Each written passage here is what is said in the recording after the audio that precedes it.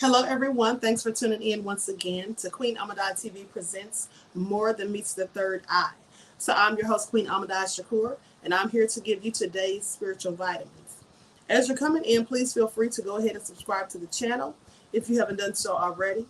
Be sure to click the notification bell and click the word all so that you're notified each time Queen Goddess goes live. And don't forget to follow me on Instagram at Queen Ahmadiyyah. Also on Instagram at divine_goddess_27. Okay? Twitter at dgoddess27. Okay, so hello, Irfan. Ms. Blessed, Cherokee Descendant King, Dark Visitor, Pearly, Dark Skinned Brother, Cause I Said So, Nicole, See Mommy Mac, Nene Knows, Maya. Let's get into it.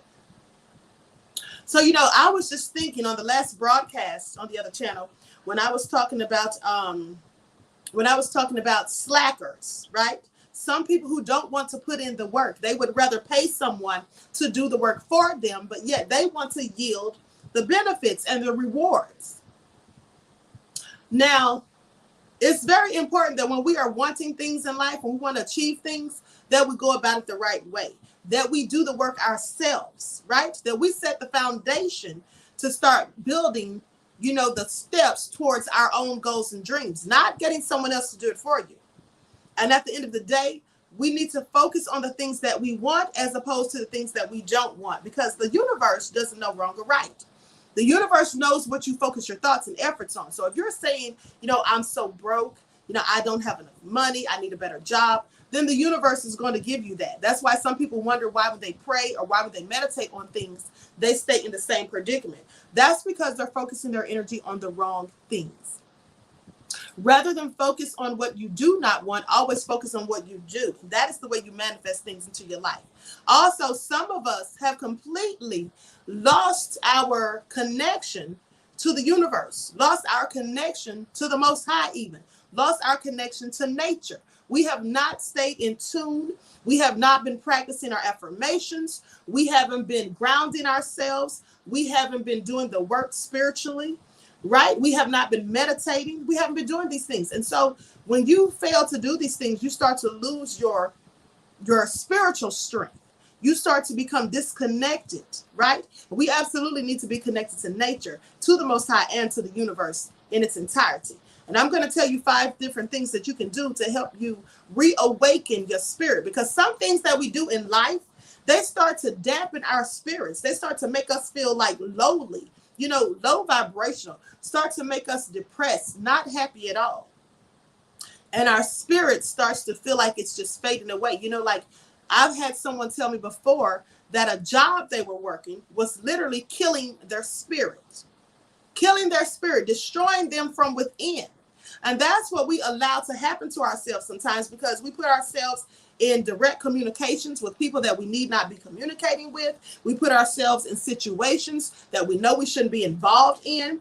Oftentimes we worry so much about what other people think, and that we try to people please, or we're always so, anxious or so nervous that we're going to dissatisfy someone else, or that someone is not going to be pleased with our service, or that someone's going to ridicule us or criticize us. And that's because we worry about what other people think. At the end of the day, you need not worry about what other people think about you. You should worry about what you think of yourself. That's why it's called self-esteem. It's not called what everybody else thinks of me esteem. It's called self-esteem, because the most important thoughts that anyone thinks of you should come from you yourself directly. Because at the end of the day, people are going to think what they want. Whether you do good or bad, whether you're right or wrong, people will always think whatever they choose. So you can't sit here and worry and wonder about what people think or what they want you to do or say, or how they think that you should be behaving. That's all for you to do. And when you start to do that, like I said, you start to lose a bit of yourself. Some people do it so much so till they start to act as other people that they're around. These people whom they are so concerned with, what these people are thinking, they start to take on that persona of those people, the characteristics of these people, because they want so much to be accepted, But what we all need to realize is that if someone can't accept us for who we are and what we are, then we don't need them in our lives. You should be your authentic self at all times. Never feel that you have to put on a facade. Never feel that you have to dampen yourself, your own spirits. Never feel like you have to dim your own lights just for someone else to feel better or to have a better view or opinion of you. Okay? That's what you don't need to do. And also, we don't ever need to be slackers. We need to be willing to put in the work. Sometimes we multitask and we're doing numerous things and it's hard to get a grip. It's hard to focus our energies in the right places. Now, there's nothing wrong with multitasking. In fact, I find that a very good attribute when you can do multiple things at once. But the key is when you're doing multiple things, be able to put the same amount of effort and energy into each of them so that you excel in no matter what you're doing. You don't want to be doing good in one area and then slacking in another. That's what you don't want to do. So if you want to multitask, it would behoove you to focus all of your energy and efforts equally on the things that you're doing so that you have a pleasant and a good outcome with everything that you do. Welcome says, I no longer do feelings or emotions. I do results. Absolutely. Here's the thing. People often get caught up in their feelings and emotions. And when you do that, sometimes you make rash decisions. Okay? For example, someone could say something that offends you or upsets you, someone that you're close to. I'm not talking about a stranger, right? Because what a stranger says or thinks really shouldn't, really shouldn't concern us as much. But someone that you care about, you get into a heated debate, an argument or whatever, and they say something that you find offensive, that upsets you. Well, and then you get all in your emotions and you get all upset and then the ego takes over, right? And then before you know it, you've made this whole situation much more explosive. You've made it much worse because now that you're in your feelings and you're speaking out of emotions, because you're all in your feelings, right? You're liable to say something that you can't take back. You're liable to say something hurtful and do damage that you would normally not have done. So it's always wise to think before we speak and use logic and reason before we come to our conclusions or before we just lash out and say things. You have to rise above your emotions, right? I told you that numerous times. We have to rise above our emotions and speak from a place of logic, common sense, and critical thinking, not from what we're feeling at the moment, because people tick us off every day. Some people do it, purposefully. Some people do it accidentally. Sometimes people are actually telling us things for our own good, but maybe they don't have the right presentation. Maybe they said it in the wrong way. We took it the wrong way because, again, remember, perception is reality. So it is not what the person is saying, it's how you perceive what they're saying. Because, people love to say communication is key. Well, it isn't just communication, it's comprehension. Because if someone's communicating an idea or something to you, and then you perceive it the wrong way, or you don't fully comprehend how they meant for it to sound or come out or come across, then you may find yourself getting upset and offended when you don't even need to. Okay? So, welcome said, very true, Queen. Thank you, beloved. A dark-skinned brother says, facts on facts, my sister. So now with that all being said, it is very important that we take time out for ourselves. I know a lot of us out here working and doing things for other people. We have family to take care of. We have children. Some of you may have elder parents that you take care of and things like that. You have to work. You have to pay bills. Sometimes we feel like we're running ourselves ragged.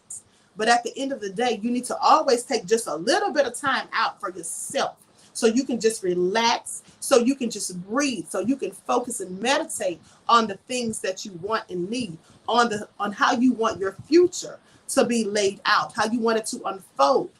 You want to stay in tune with the Most High. You want to be keeping your spiritual connections to the universe, right? You want to take time out to do these things. It's always important to meditate. Just quiet the mind. Rid yourself of the chaos so you can focus. One of the things that hinders people when they're trying to obtain things in life, when they're trying to achieve certain goals, one of the things that stops people from doing it is procrastination. That's one of the main things. Procrastination absolutely will kill your dreams. But another thing that people often lack is discipline. People often lack discipline. If you cannot discipline yourself, if you cannot say, okay, this is what needs to be done, this is what I want to achieve, and this is the way I'm going to get to that, you have to be disciplined to achieve your goals, because there's all sorts of things that come in line to distract us. There's all sorts of obstacles that get in our way. If you're not focused, if you're not disciplined, well, then your dreams will just fall by the wayside. And you'll find yourself year after year, time after time, trying to start over fresh because you didn't make it through the first time, because you just gave up, you got distracted, you couldn't stay on the course because you were not disciplined. I do things every day, but I do it because I have to discipline myself. Let me give you an example, like working out. Now, working out is not one of my most fun things to do. It absolutely is not. Some days I'm like, oh God, why do I have to work out to keep myself in shape? Why can't I just be in shape, period? Why do I have to go to the gym? But at the end of the day, and I don't mind going to the gym most of the time, but some days I absolutely don't want to go. Some days I just want to lay in the bed and eat snacks. Some days I just want to watch a movie. I want to do anything but go to the gym. But I make myself go because I know what results that I want. And you will never get the results that you want if you don't put in the work and if you don't stay determined, focused, dedicated, and disciplined. And then I look at other people's results to further inspire myself, to motivate myself. That's what we have to do sometimes. Sometimes we're just not encouraged. We just don't feel like doing it. We don't feel like putting in the work. But if we look at someone else and look at their results and we say, you know what? Okay, they did it. I'm going to do it too. Look at what someone else has accomplished and then say, okay, just as easily as they did it, I can do the same thing. I just need to stay focused. I need to stay on track. I need to discipline myself. I need to say that every day I'm going to do this to get to my goals. And that's what you have to do. You have to awaken your spirit, because sometimes we weaken our spirit by getting engaged in things that mean us no good, people that mean us no good, and things that are just negative and low vibrational. And you start to kill your own spirit, or you allow other people to kill your spirit, people who act as psyche vampires, people who drain you of your energy, people who leech off of you, people who are parasitic, people who are, pessimistic rather than optimistic. We allow them to start killing our spirits until we just feel like we don't have enough life or breath or strength left in us to put up a fight. So with that all being said, I'm going to go to a PowerPoint. It's just a brief PowerPoint, just five or six slides, where I'm going to tell you some things that you can do to reawaken your spirit, right? Because it is only when you reawaken the spirit, when you have your connection to the universe, to the Most High, you're grounded with nature, and you're in tune spiritually. It is only then that you can accomplish your dreams and goals, that you can fulfill the things that you need and want out of life. You have to be optimistic. You have to say things that aren't as though they were. You don't say, I want to be a millionaire. You said, I am a millionaire. And as you say it, you start putting things in place in your life and doing things to get there. You don't just say it and sit there and think it's going to snap your fingers and there it is. Some people sadly do that. They think, oh, I'm just going to pray about it. Oh, Jesus will fix it. And they think by praying, just saying the words, that everything's going to happen. And then they get discouraged and say, well, how come Jesus didn't give it to me? Or how come God didn't do what I wanted? At the end of the day, prayer without works is dead. Just as well as you pray for things, you have to actively put in the work to accomplish them. Remember, God helps those who help themselves. So you have to pave the path. You have to overcome the obstacles. You have to put in the work. And you can be a master of plenty of things, or you can be a master of none. It just depends on how much work you're willing to put in. I know some of us, most of us go to work every day, Monday through Friday, 40 hours per week, right? For 8 hours a day. Some work even more. So ask yourself, why are you willing to put in all of that time and effort and work for someone else? Now, I know you receive a check that you use to take care of yourself and your family, that you use to pay bills. But at the end of the day, wouldn't it be a whole lot nicer and easier and more fulfilling, self-fulfilling, if you put in all of that work, all of those hours, all of that effort into yourself, into creating your own business, your own wealth, so you don't have to wait for someone to hand you a check. You write your own checks. Wouldn't it feel so much better to do that? Because it's amazing to me that most of us live these mundane lives where we work so hard and tirelessly only to collect a check, to go home, pay bills, and then right back to do the same thing the next week, week after week. We save a little bit here and there, but we're working so hard for other people to obtain their wealth, to keep them wealthy when we continue to struggle. We should put in the same amount of effort for ourselves. And if you focus on dedicating your dreams and goals and the work and giving the effort and all of the things that you need to do and meditating and just saying that I'm going to do it, setting your goals, you can write it down, but always knowing that this is what I'm going to do today. Do something productive every day. Let me tell you something. I try to do something productive every day, at least one thing. Now, some days it's okay just to rest. Some days you might wake up and say, you know what, I'm not going to do anything today. I'm just going to lay here and rest. It's okay to do that because you need your rest. You need your rest. Your body is a finely tuned machine and it can get worn down. So you absolutely need your rest. But when you aren't resting, you should be actively trying to do something productive and constructive every day. And ask yourself, am I doing something productive or am I doing something that's destructive? Am I sitting around drinking? Am I sitting around smoking? Am I just getting high all day? Am I out here just going to the club and partying? Am I just always just eating too much? Am I eating junk food, fast food? Am I just doing too much? When you think about it, you should ask yourself, are the things that I'm doing in my life on a regular basis, because we do things every now and then, and that's not what's the issue. The issue are the things that we do, that we have a pattern of doing, the things that we make into habits that we do regularly. So am I regularly doing things, engaging in activities that are detrimental, that are destructive to my well-being? And if the answer is yes, well, you simply need to change those things. Don't complain about things that you're not going to work to change. Don't complain about things that you're going to continue to be complacent about. If you have something about yourself or about your life that you are unhappy with, all you have to do is change it. Remember, you alone dictate the narrative of your life. No one else dictates it unless you give them the power, the authority, the consent to do so. So that all being said, I'm going to share the screen and go to this PowerPoint. Everyone, please like and share. Please like and share the video. Subscribe to the channel if you have not done so already. Thank you in advance.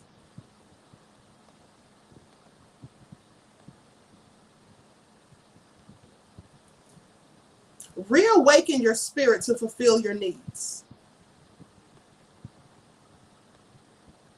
Now, first thing you can do is focus on yourself. The first step is embracing spirituality is finding yourself. Some of us get lost in the sauce. We have, seemingly suffer an identity crisis. We don't know who we are. We don't know what we want.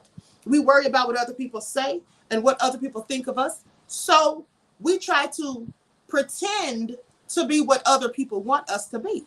And you absolutely lose yourself. If you pretend to be something else that you aren't for so long, pretty soon you forget who you really are.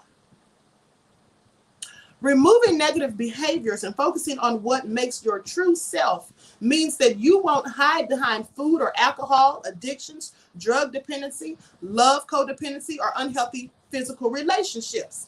Let me tell you something. This is absolutely true. Because here's the thing. I was talking to someone a few years ago who had a problem with drugs, right? They had once been on drugs, and I was talking to them about this and how they could, make their life better and abstain from doing these things. And they said to me, I asked them, first of all, why do you do drugs?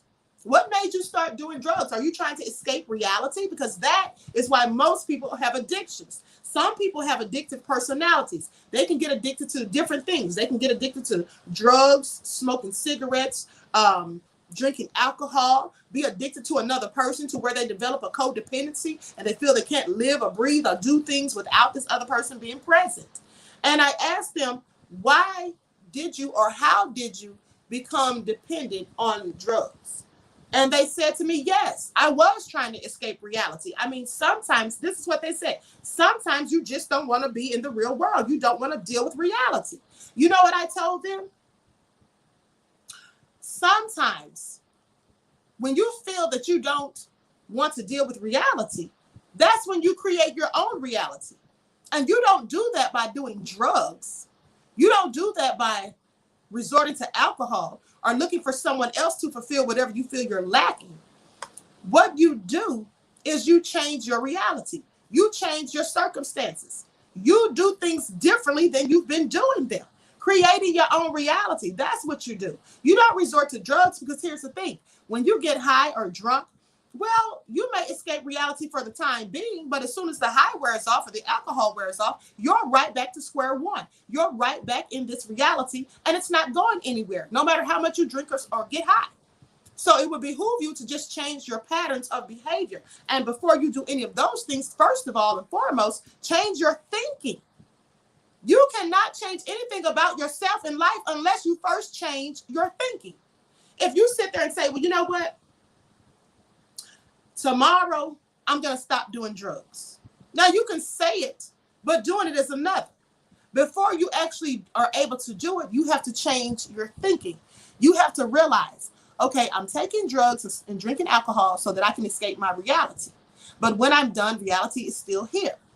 How do I fix this? That's when you say to yourself, you know what? I'm just going to create my own reality. I'm not going to continue to drink. I'm not going to continue to get high because that's not helping me. So you have to change your thinking. You can't change anything about yourself until you change the way you think. And that's just facts. Now, learning what you like and what makes you happy goes a long way in defining the self, the sense of self. Following the crowd and blending in doesn't help you stay true to yourself. Feeling comfortable in your own skin starts with recognizing what makes you unique and then embracing it, right? Now, with that all being said, some people, you know, they don't really know what they like because sadly, some people have become codependent upon other people or another person specifically. And whatever that person wants to do is what they choose to do.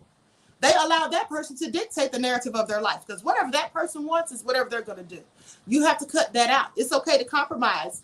It's okay to compromise and do what other people want sometime, but at most of the time, you have to do what you want to do so you can figure yourself out. What makes you happy? What makes you smile? What brings you joy and glee? Start doing those things in your spare time. Feeling comfortable in your own skin starts with recognizing what makes you unique and embracing it. Absolutely. So let's just say if you don't like something about yourself, you know, let's just say if you feel like you're overweight. If you feel like you're overweight and it's truly bringing you down and you're not happy about it, you have to change the way you think. You have to stop eating the things that are making you overweight. You have to start putting in work and going to the gym, working out, exercising. And exercise is more than beneficial just to make you look good and help you develop a nice physique. Exercise is beneficial to the heart, right? Good cardio exercise. It's good for your muscles. It's good for you mentally because when you're exercising and working out, you know, you are disciplining yourself, right? And then you get encouraged because you start feeling good about the results that you are seeing. So it's also spiritually good for you as well as physically. Now, the second thing you can do is take a minimalist approach. Paring down your physical belongings also helps you to appreciate the simple and spiritual components in life. With an abundance of things taking up space, it's sometimes hard to simply exist and appreciate your surroundings, which is vital for developing spirituality. Becoming minimalist offers a guide to exploring spirituality from a minimalist perspective. And after relieving yourself of the excess possessions, the advice includes 7 main points. And these are the points. Now, respect those who have passed. Take your own journey. Start where you are. Ask God for help. Practice, and you can go in any direction that you want when you practice. Don't be afraid of unanswered questions. You know, I have a habit, and I have to catch myself, but I have a habit when I'm talking to someone and I'm trying to learn something from them, and I may have a question, and then I may say, well, I know this may sound like a stupid question, but, and the person, my friend, always corrects me and say, no, it's not a stupid question. If you need to know something, just ask. But sometimes we feel that we are asking stupid questions. Questions not stupid. What is stupid is to want to know something, have a desire to know and learn something, but you're afraid to ask. Now, be wary of thinking everyone is right when it comes to spiritual beliefs. No, everyone isn't. We all have our different beliefs and things. You know, at the end of the day, it's what you believe that counts. Now, if we focus too much on worldly possessions, what value are we placing on our loved ones and our moral beliefs, our moral ideals? If wanting money or objects dominates our daily lives, we're not living very naturally or spiritually. What a mess of possessions without a mess of possessions to distract us from our true calling and passion in life, we're one step closer to a divine existence. Now, let's talk about that, because this reminds me of Kyrie Irving. The part where it says, if wanting money or objects dominates our daily lives, we're not living fully, naturally, or spiritually. This is absolutely true, because material things aren't what makes you happy. Do you know how many rich people have committed suicide? How many wealthy people are just so miserable right now? And I heard Akon, the rapper, I heard him recently say that he was a whole lot happier before he got money. Now he has all these issues and he's not as happy as he was. I heard Cardi B say the same thing. She said that it seemed like, she said the money's good because she can help her family and stuff. But she said that when she thinks about it, she was a whole lot happier than when she had the money. Money does not make you happy. Spirituality, being in tune with the universe, understanding the people around you, you know, loving and caring for the people around you and doing things so that you are closer to them. Those things make you more happy. And at the end of the day, if you get sick and you're laid up in the hospital, honey, all the money you have in the bank, that's not going to make you feel better. But what will lift your spirits is the people that you love, the friends that you have, the family, those who care about you, coming to visit you and telling you words of encouragement. That will make you feel much better. So these possessions and material things are not all what life is all about. And the minute you realize that and start to realize that, you know, spirituality, your mental capacity, your ability to love and allow yourself to be loved and to have a passion about something and to work hard to achieve your goals and dreams, you'll find that that's making you more closer to a divine existence, more making you come closer to your God-like self. Number 3, address your emotions. Through meditation, counseling, or simply self-reflection, acknowledging and defining your emotions helps you to open up to people and experiences. Now, sitting quietly and trying to understand your emotions can help you resolve problems, not only in your personal life, but it can also help you feel calm and centered. Seeking counseling for severe emotional challenges or medical help for substance issues also helps to define and manage your emotions. Sometimes just chatting with someone who genuinely listens and that can drastically improve a person's quality of life. Someone who is going to encourage you, motivate you, inspire you. Someone who is optimistic, not someone who's going to put you down and make you feel bad and just critique you just to make you feel worse. Often people with a weak sense of self neglect themselves because they aren't sure how to find a better path. It's easy to find a better path when you learn to love yourself and know that no matter your flaws, you are a unique individual. You are put here for a divine reason. And when you start to accept your flaws and understand that you can be better and do better, then those things won't even bother you so much. And also when you realize that everyone has flaws, everyone has something that they're insecure about. All you have to do is embrace the things that make you insecure and work to change the things about yourself that you just don't want to deal with.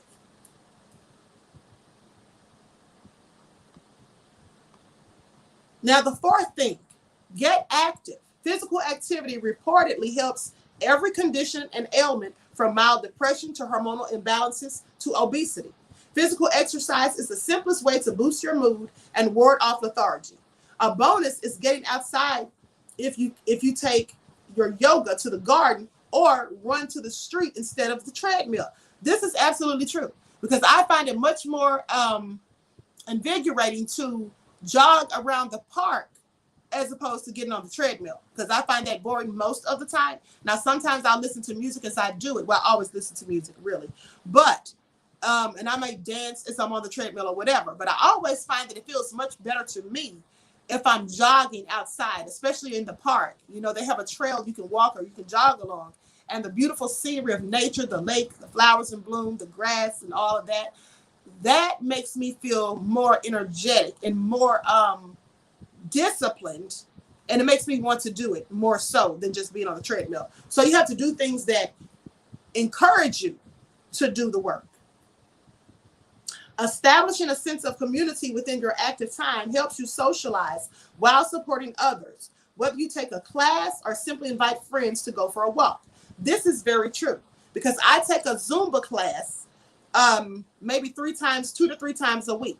And it is much better to be in there with people all on the same, you know, with the same ideology, the same type of discipline, people working together for the same cause. That also is more encouraging. So maybe you should do that if you don't want to do things by yourself. Maybe if you want to just socialize and get in a community, you can do these things.